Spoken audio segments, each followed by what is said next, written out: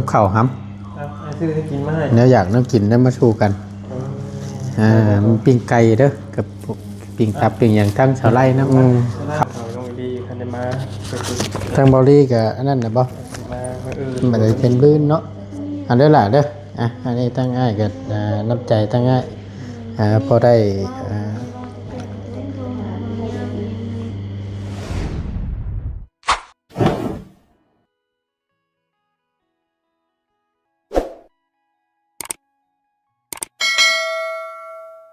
โอ้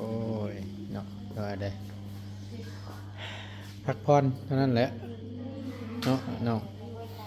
ข้าวน้ำซ้ำปลาได้เลยได้กินแล้วโอเคไปมีแต่ละบ่ยาวกระถาทั้งง่ายนี่แหละเดี๋ยวจะออกไปซื้อข้าวมาให้เด้อโอเคไปจังใดก็สู้ๆแล้วน้องเอ้ยเป็นกำลังใจให้ทั้งง่ายก็ได้ปาดเคาะไปน้องเอ้ยโอ้ยเนาะไปพี่น้องบ่ตุนสิอันไปซื้อกับข้าวให้ทั้งน้องเพิ่นก่อนกับบ่ยาวบ่ไหวละเปลี่ยนกันครับเด้อบ่ยาวเด้อซื้อไม่รถฮะซื้อรถอีกแล้วว่าเด้อมันบ่พอได้เท้าเอารถตัวล่มบอกนะอันไหนเฮ้ยรถตัวล่มบอกแม่นมันคือขี้ยากเฮ็ดดิแข็งนะมันก็เป็นไปแล้วบ่ยาวเอ้ยได้ตามการใช้งานนั่นแหละรถตัวล่มบอกก็น้อยนึงมันเคยชูด้วยแม่นไปเลยทั้งได้ใส่กันทั้งอันนั้นทั้งในห้านใดทั้งที่มันปิดแล้วดิมันปิดนั่นแหละสิเช็คคอมันอยู่บ่ยาวเอ้ยแม่นคอมันจากฝืดและลูกปืนนั่นบ่จ๊ะล่มบ่มันก็ล่มธรรมชาติมันนั่นแหละจอดแต่ชื่อบางเทื่อดินมันรุบเด้แต่ว่าขี่ล่มบ่มีหรอก แต่ลูกโตนน้องๆเพิ่นสิว่าจังไดพี่น้องก็ยังโชคดีตรงที่ว่าทางคู่กรณีเพิ่นก็บ่ได้ปะได้ทิ่มพี่น้องเพิ่นก็รับผิดชอบอยู่เนาะก็ได้นำตัวมาส่งโรงหมอก็ยังดีอยู่พี่น้องเอ้ยเอาก็เฮ็ดได้เนาะอุบัติเหตุพี่น้องเอ้ยเกิดขึ้นได้ทุกเมื่อเอาบัดบ่ฮู้ซะว่ามันจะเกิดขึ้นเมื่อใดเพราะฉะนั้นแล้วก็ในการไปกันมาหรือว่านู่นนี่นั่นก็ระมัดระวังกันแหละเตือนเฮานำมาแล้วคือค่อยไปเด้อเฮาก็เด้อหนาวครับเย็นดีพี่น้องเอ้ยเชื่อข่อยบ่เพราะข่อยเมื่อคืนนี่นั่นตัวจะเป็นเนาะวันนี้อีกโอ้ชุดมื้อนี้จักองศามื้อนี้โอ้ยหนาว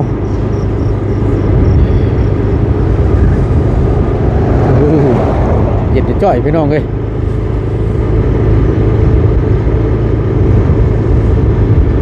เนมเห็นแต่ปิ้งไก่แล้วข่อยนะบ่ยาวเลยพุ่นแหละ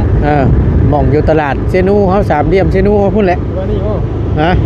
มันบ่ค่อยชิมนี่นะอุ้ยบ่อยากกินดีชิลงคล้องเลยโอ้ยหนาวแดดนี่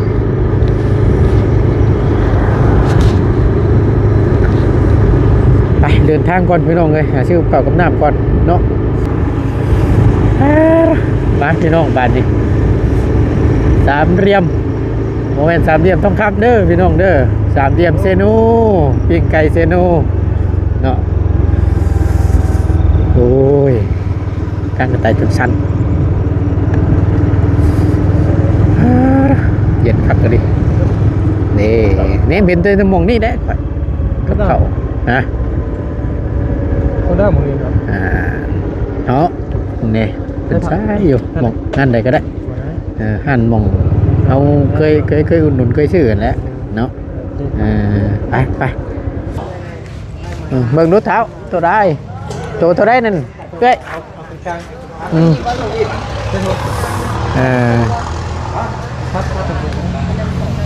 แต่เข่าน้ำเด้อเพราะว่ามันนั่นนะเข่าก็ฮะเดี๋ยวมันไปซื้อน้ำก็ได้ฮะเดี๋ยวตัวซื้อไก่ไปให้แต่ไม่ซื้อน้ำบ่ได้บ่เนี่ยเอานั่นก็ได้มีแต่ว่าเอาเข่าน้ำโลนึงเด้อเด้อพอหลายคนจะคนเกาะฮะแต่คนเตยพ่อโลนึงเนาะเอาเข่าโลนึง แต่ก็ปิ้งอันนี้นะ เราจะอยู่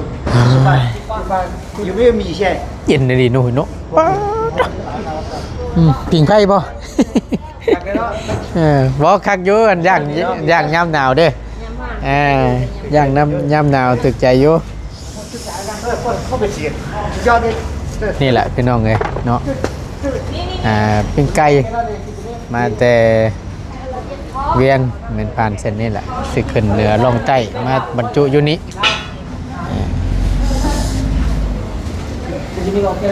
ให้เราซับไปเรื่อยเด้อบ่ยากเด้อเพราะว่ามันหลายคนนะจังหน่อยเพิ่นสิเกรงใจกันแล้วซับดักแค่นี้จังหน่อยว่าขานี่คือใหญ่แท้เนาะว่าจะจับน่ะคือจังว่าย่านอยู่หั่นนะย่านหมู่ท้วงก็สิว่านี่ถ่าจังหน่อยนึงพี่น้องเอ้ยเนาะปิ้งไก่ก่อนซื้อข้าวกับน้ำไปทางนอกเพิ่นก่อนซอยบ่บ่ยาวซอยก็ซอยมาซอยเอาบุญน้ำกันเนาะเราซื้อน้ำน้ำแน่มาตุนกัดสิซื้อนี่แหละพี่น้องเลยเนาะข้าวกับน้ำ ก็เลยไม่ตุนโต ฮะ ใจไม่ตก เท่าไรนะ190,000โอเคบ่ยาดอกบังจ่ายเงินเพิ่นก่อน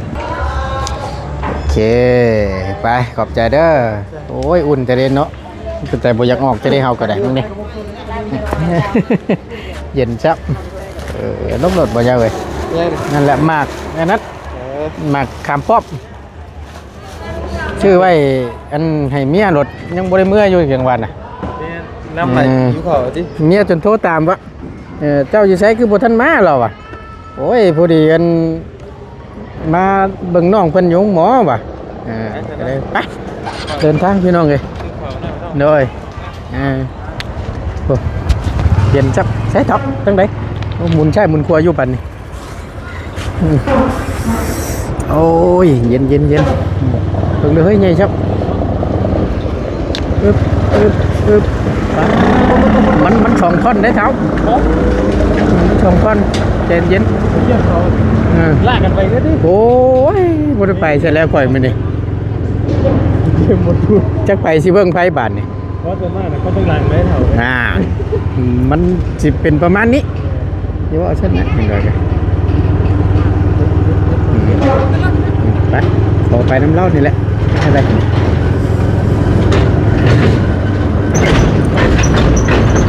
รู้สึกว่าขับยากหน่อยเนาะนี่คือตะกี้เนาะเป็นคิวรถพี่น้องคิวรถโดยสาร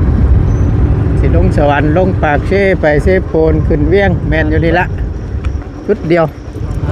แมนใจเย็นเด้อเราก็เรียกด้วยกันเนาะ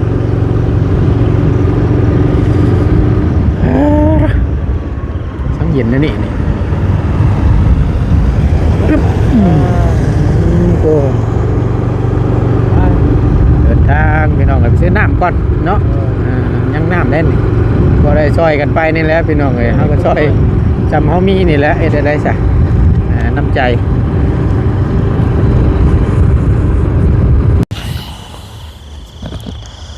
หนาวซ้ำพี่น้องเลยจ้ะมาบ้านนี้พอดีทั้งหมดตุนมีเข่าน้ำนี่กับเข่า เปิดคลิปไก่กันแค่ดิได้อยู่ได้ฉันเนาะกับประตูไปซื้อน้ำบ่เงาเสียงโทรมาเสียงโทรยามายามน้องเป็นประตูซื้อไก่เนาะกับเข่าเมน พอดีสาไลแล้วพอได้ให้ทั้งน้องๆเพิ่นและก็ทั้งสาวไล่ในผู้ทั้งป้าทั้งหยังแล้วเฮาเนี่ยเป็นน้องก็ช่วยๆกันว่าซั่นซะเนาะอันน้ำนั่นเด้อครับน้ำมาพอดีไปเบิดแล้วบ่โอเคไปพี่น้องเอ้ยเย็นจับเป็นอะไรในบ้านนี่เงียบนี่แหละบัดนี้มันนั่นแหละเพิ่นพักเพิ่นผ่อนคือคนนี้ก็เวทของเพลงนี่แหละไก่ตัวหนึ่งมันก็ยังแสนปลายเลยความรักมันลื่นแล้วรบกวนเสียงอื่นนะแม่รักกันนอนอะไร นะครับ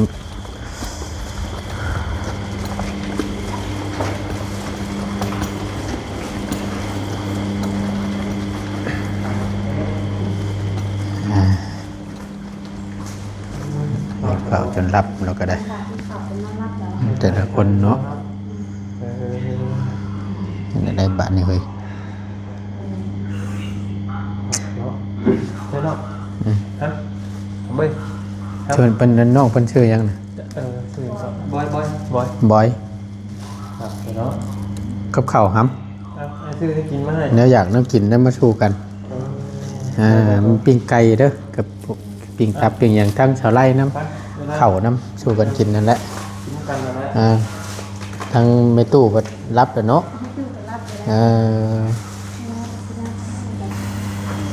รับแล้วพี่น้องเลยเมื่อยเนาะสบายเด้อพี่น้องเด้อตึงเลยน้องเด้อ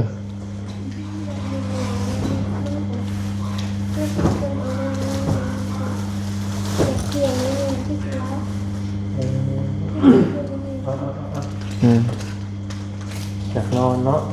เราไปฮะ มีไม้ค้ำบ่มองแอวนะ เพิ่นมันน่าเวทมันจะมีขากระหลาดแขนในห้องพื้นขาเพราะว่าเราเพิ่งมันเจ็บเพราะว่ากระดูกห้องมันจะต้องเป๊กอยู่แล้วเนาะเจ็บแบบนี้เราว่าให้คอยเอิ้นหมอคอยไปหามาหมออยู่เฉยๆ บ่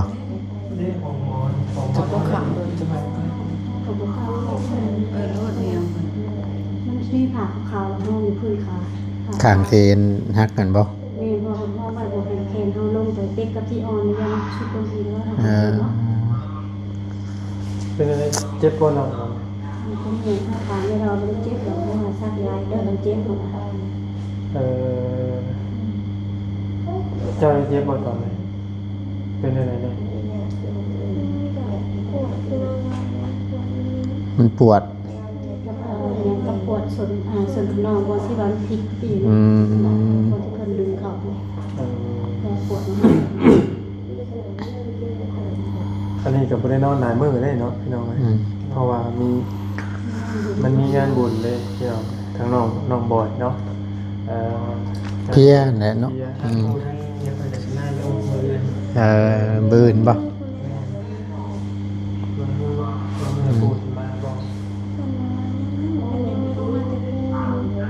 เกิดพุ่ง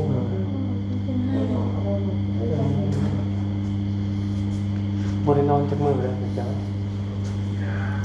ไม่นอนแต่ไม่นอนมาเป็นอิ่มสามลูก ให้เป็นคนขับ บ่อย ตั้งผัวนี้ทางนอกละซ่อนเนาะ ทวิตแล้วทางหน้าแล้วมาตามทางหลังนี่นะ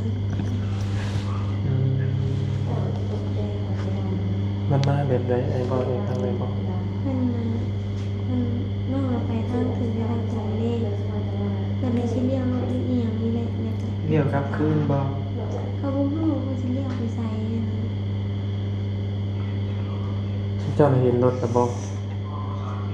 เห็นแล้วพวกคนเบรกนะคะ กระทั่งผู้บ้านเจ้าของและผู้กรณีเป็นมัธยมแหละ เราไปเบิ่งก้อน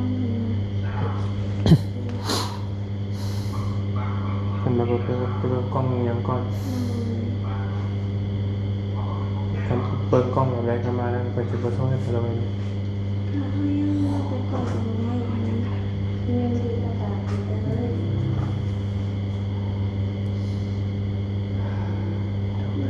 สิว่าได้เนาะ แล้วก็บาท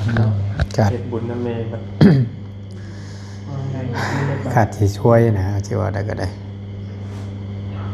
จะดูตน แต่ก็ถือว่ายังดวงดีนะสำหรับคนยาวคิดว่านะแต่ว่ายังเจ้ายังดวงดีเลยยังดีเลยยังมองหดชีวิต แมน ยังบ่ถือเกี่ยวกับทางช่องสมอง แมน ยังเป็นขา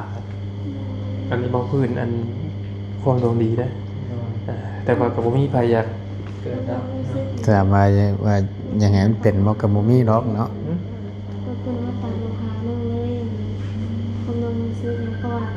ถ้าอะไรบอกมันครับมันนิดแล้วมันหนึ่งทางก้น อืม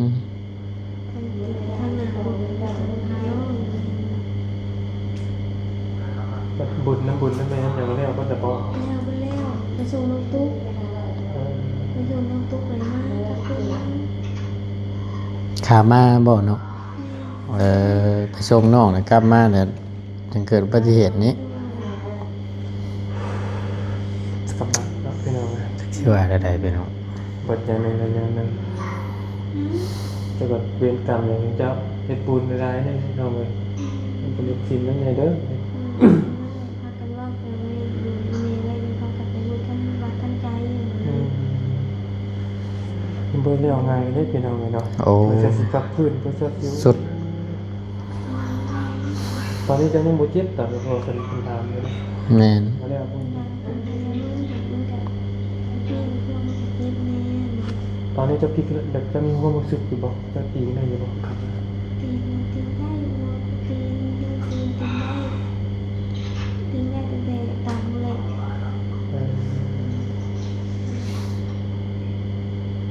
เจ้าบ่ได้ย้อนสอนบ่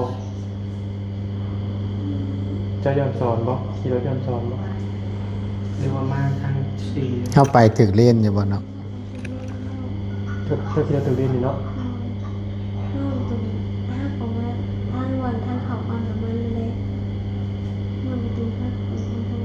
ฮักลีแล้วแต่บ่วิดเนาะ ใช่ใช่มารถเพิ่นนี่ยังถือว่ามากบ่แฮงปานใดเลย แม่น ถ้าแฮงนี่ จักสิเป็นจังได๋หน่อยเนาะ รถ กับ นี่ รถกันชนเล็กนั่นเอง แม่น กันชนออฟโรดมันแข็งขนาดได้ไง อืม มันน้อยไงคือเกค่อยครับแต่ว่ารถแฮงรถเด้ แม่นกระแทกเนาะ ถ้าว่าแบบเต็มแม็กก็เรียบร้อยบ่ บ่อยากคิดสภาพเลยพี่น้อง นั่นแหละสู้ๆนะเด้อ เป็นกำลังใจให้สู้ๆกันได้เฮ้ย บ่ได้ป้าบ่ได้ทิ่มดอกใช่ไหมครับยังมาซอยยังเป็นกระบอกเสียงให้เจ้าเก่านั่นแหละเนาะเนาะผู้นี้ เมื่อยเลย นอนเมื่อย หมดที่แล้ว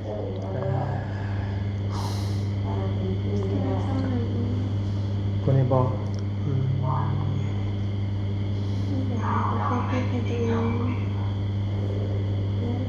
ผิดมันบ่มันโทษไปบ่ได้นะมันเกิดเลย เป็นญาติเลยคือพอน้องมานี่พอไปทางพระพุทธรูปนี่ เออ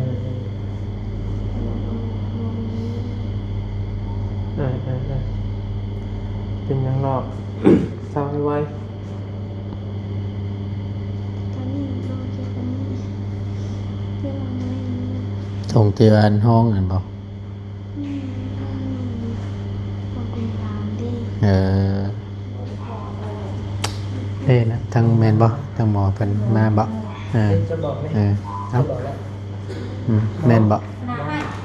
ขออนุญาตพระดอนเจ็บขาวันนั้นขาเนี่ย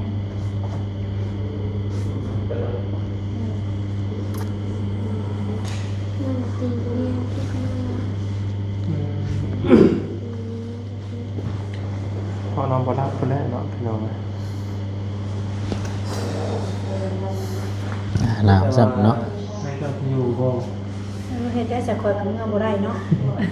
กลัวดิ ผัวเฮาบ่ได้มาอยู่ลูก อืม ลูกนอนอยู่กัน2คนเนาะ ยันเรามาหักนี่ทำยังไง บ่กำลังก็ว่าให้นอนเป็นหมู่น้องเพิ่น โอ นี่ เคเอาดีแล้วแหละเนาะทางนอกตรงนั้น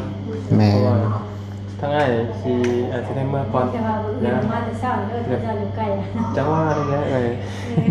เอาคนนอนตื่นสวยในอย่างหนึง แม่นมีแต่ว่าถ้าง่ายก็สิได้เมื่อนั่นแหละหลายแต่ว่าบื้นเดี๋ยวสิมาเยี่ยมใหม่เด้อจังใดก็สู้ๆอันแหละเป็นกำลังใจให้ทั้งง่ายก็ได้ มันมีแต่เฮาหรอกไปเยี่ยม หลายคนอยู่ ที่ เนาะ ลายอยู่หรอก นี่ ทางเขา แจ้งหู เพิ่นได้กำลังกัน บั เนาะ ดน้องตาน้อง แจ้งหูแจ้งตามาแล้วก็หลายคนอยู่หรอก อันนี้เป็นทั้งมีตู้บ่ ตู้เป็นป้าเหรอ ทั้งป้าน้ำแน่บ่โอ้มาเผาหลานเราก็ได้หิวเข่าวจนรับเนาะตัวเนาะตัวจังไดป้าหิวนอนน้ำแน่ มีเงินเท่าไหร่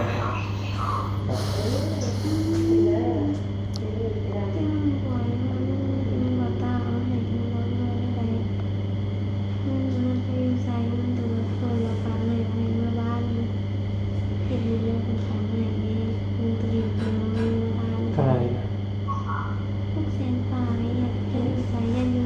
เงินพัดเงินพัดปะ เพราะว่ามันเป็นแบบ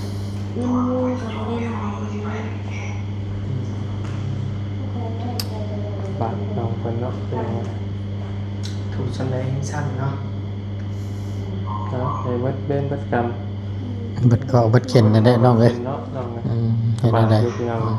เหตุมัน เกิ เกิ ด ด เรื่อง นะ เล่าไปที่นี้มาต่ออีกเลยเนาะ บางหนึ่งนี่เนาะ ยังดีนะเนาะถือว่าดีสำหรับส่วนตัวไว้แล้วดีตัวที่โปรถึงคาดชีวิต แม่ ดีที่บกระทบกระเทือนสมองครับอันนี้คอดีนะพี่ดาวเลยแต่ว่าถือภัยกับบดีดอกพูด ยั ถึ ง ง ไม่ได้เป็นเลยเนาะ จะบริหัวจะบริถือพื้นเลยบอก บ่ เออ อันนี้ก็ฮู้ก็ต้องหรือว่าเพิ่นว่ารถทับนะรถทับขาน้อง ผู้ซึกอยู่บอก ตอนเกิดนะ เจ็บบอก น้องมันก็เจ็บเลยเจ็บว่ามันหลุดอยู่นี่น้องไม่รู้เลย มันมึนอยู่บนนั้นตรงนั้นมันเจ็บ มันชายเบิดแล้วมันเนี่ย มันก็เจ็บตรงนี้ อ่า เออ มันตลกมันนี่ ตัวตลอดเจ็บเจ็บกว่าเนาะ แต่มันมีอีกดวงหนึ่งกับก็มี แต่หัวเข้าเฮานี่แหละเนาะ นิดน้องชิโนซีไทยเรียกเปลี่ยนใจแล้วน้องชู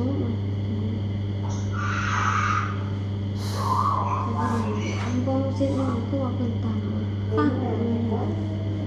โอ้น้อง เพราะว่าเขาก็บ่ได้เบิ่งรถที่เป็นเซียวเป็นมีเคยเห็นหรือเปล่า มีแต่ ทั้งน้องเห็นใช่ปะ บ่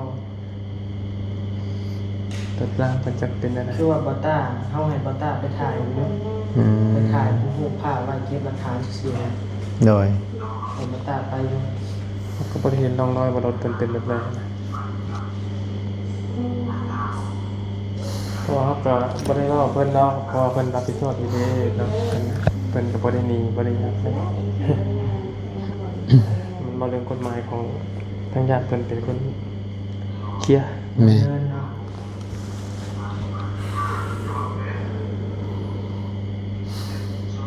เหนื่อยเนาะไปสิถามผัวแล้วก็รับครับ อืมเดี๋ยวละมีแต่ให้น้องเพิ่นพักผ่อนเท่านั้นแหละ ไปแล้ว ให้ แม่น อืม ผัวนี่กระเด็นไปจังได๋ผัวมันผัวได้กระเด็นออกจากรถอยู่บ่ไปน้ำรถเจ้านี่ถูกยังสอบเจ้าถูกยังเจ้าจำได้ว่าเจ้าถือรถชนหรือว่าถือรถหรือว่ารถเกิดจากคนต่ำเนี่ย ชื่อว่าพ่อน้องชื่อว่าลูกเป็นต่ำเลย อ๋อ ตอนนี้เราเป็นเหตุการณ์ช่วงนั้นเลย กันส้นสแตนเลสมันเนาะ อ่ะ กัน โอ้เล็กนา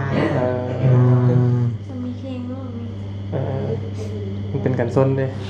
ตอนนั้นมัน ก็ นั่น ยัง เนาะ เว่ากันอยู่เด้ อืม รถไปบ่อยากกันมนต์น่ะใช้รถกันส้นเนาะ แม่น มันบ่ว่าแต่คนนะแต่กล้วยตัวนึงยังบ่เป็นหยัง บ่เป็นหยัง กัน ชุดยอดดีเลยนี่ นอนอยู่ซื่อๆก็เมื่อยแล้วเนาะ เจ็บเลยอ่า คิดลายแน่เป็นยังไง บ่ติไปแล้ว ตีผิดบ่ได้ อืม มีเรื่องสาระยัง กับข้าวเลยเด้อพักกันกินโดย ที่เอาผ้ากันออกมา เฮาก็สิได้กลับก่อนแล้วบัดนี้เด้อเมื่อซั่นก็ได้ ขอบใจกันเด้อ โดยเอ้ย ครับเบิ่งน้องนนท์เลย โดยพอได้สิได้แบบเวลาเป็นแบบเจ็บกลางคืนพอได้ไปเอิ้นบอกเอิ้นหมอสิ โดย ใส่เนาะใส่เอ้ยใส่ยังเพิ่นนะเนาะ สิว่าจังไดเนาะพี่น้องเอ้ย เอาอันนี้น้ำใจเงินอ้ายเอาไว้ซื้อสิว่ายังไงมัน ซื้อคือจริงจังเลยว่า เอาไว้ เศร้าซะ เอาไว้ซื้อกับข้าวกับน้ำนั่นแหละ ไปซื้อข้าวพื้นข้าวเนี่ยเนาะ นี่ยังว่าอ้ายซื้อมาให้เด้ อันนี้กินแล้ว อันนี้กับข้าวนี่ก็นี่แหละถ้าให้เดี๋ยวซื้อมาให้ ต้มขนม แต่ว่าค่าหืดค่ายาอะไรก็จัง แล้วก็จังว่ากันอืม ทางเขาต้องดีคันได้มาไปซื้อ ทางเบาลี่ก็อันนั้นน่ะบ่ มาอื่น มันเลยเป็นบื้นเนาะอันเด้อล่ะเด้ออ่ะอันนี้ตั้งง่ายก็น้ำใจตั้งง่ายพอได้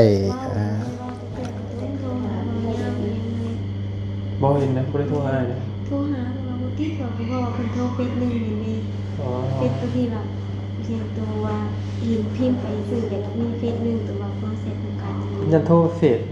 ทั้งเพจก็จะ ยันโทรเฟซมันบ่ติด คือแบบมีคนนั่นแหละ คือกับเฮ็ดหยังอยู่มันนี่คือโทรหาสาวไล่เลยกลัวเพิ่นฮู้แต่สาวไล่กับสาวเมืองสาวหมู่อะไรเพิ่นเห็น อืม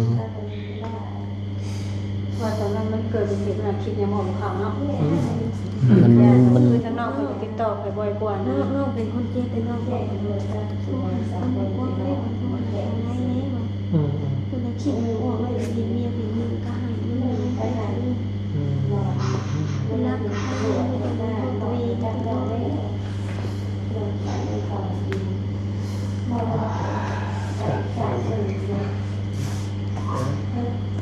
แบตเนาะไปค่ะมีแต่ว่าทางง่ายก็สิกลับก่อนเด้อน้องเด้อจังใดก็สู้ๆเด้อเป็นกำลังให้ใจให้ทางง่ายก็ได้ สู้ๆได้มันเป็นไปได้เนาะทราบไว้ มัน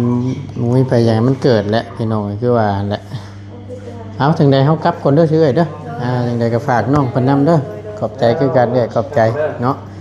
กลับก่อนเนาะโดยสบายดีล่ะเศร้าไวๆสู้ๆเนาะกำลังให้ใจให้ โดยไปไปพี่น้องเอ้ยทั้งบ่ตูนก็สิได้ขอตัวกลับก่อนบาดนี้เนาะพอดีทั้งบ่ตูนก็สิได้เมื่อละบาดนี้มันดึกแหละอากาศมันก็เย็นก็ดีแล้วน้องเพิ่นก็อยู่นำมือแพทย์มือหมอแล้วก็ปลอดภัยแล้วล่ะพี่น้องเนาะก็มีแต่ว่าพังเบิ่งบ่อื่นพุ่นละแจ้งหูแจ้งตามาแล้วก็ทั้งบ่ตูนก็สิได้มีโอกาสเข้ามาเยี่ยมยามน้องเพิ่นอยู่ก็สิหลายผู้หลายคนอยู่มาเยี่ยมมายามทั้งน้องเพิ่นก็ได้ในคู่กรณีเรื่องเกิดอุบัติเหตุในก็ว่ากันตามกฎหมายนั่นแหละว่าซั่นซาพี่น้องเอ้ยแล้วก็จังว่ากันอีกเทื่อนึงเนาะเอาจังใดก็เป็นกำลังแห่งใจให้ทั้งน้องเพิ่นทั้งบ่ตูนก็ได้เนาะสำหรับคลิปนี้บ่ตูนก็สิได้ขอล่ำลาแล้วจังใดก็ขอบคุณหลายๆเด้อพี่น้องเด้อที่เข้ามาเป็นกำลังแห่งใจและติดตามรับชมคลิปโดยบ่ข้ามโฆษณาสิ่งที่สำคัญเนาะสำหรับคลิปนี้บ่ตูนลาแล้วอยู่ดีมีแฮงเด้อพี่น้องเด้อสำบายดีเด้อเนาะ